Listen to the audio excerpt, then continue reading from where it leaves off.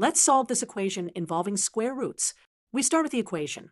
The square root of 9, y squared plus 15y plus 18 equals the square root of 5y squared minus 5y minus 7.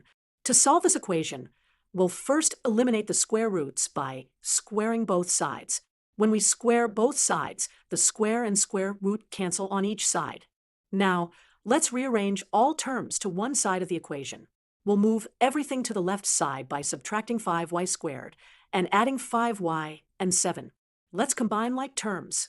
9y squared minus 5y squared gives us 4y squared. 15y plus 5y gives us 20y.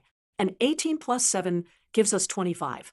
This is now a quadratic equation in standard form, where a equals 4, b equals 20, and c equals 25.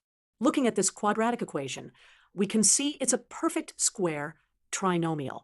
It factors as 2y plus 5, quantity squared, equals 0.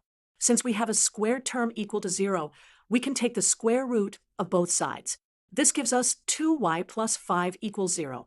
Solving for y, we get y equals negative 5 over 2.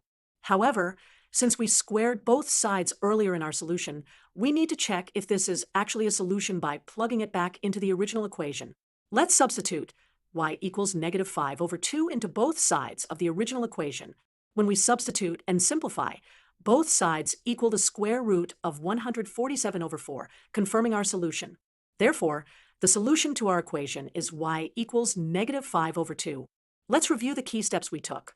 First, we squared both sides to eliminate the square roots.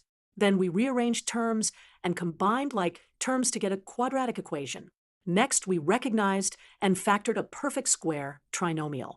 Finally, we solved for y and verified our solution in the original equation.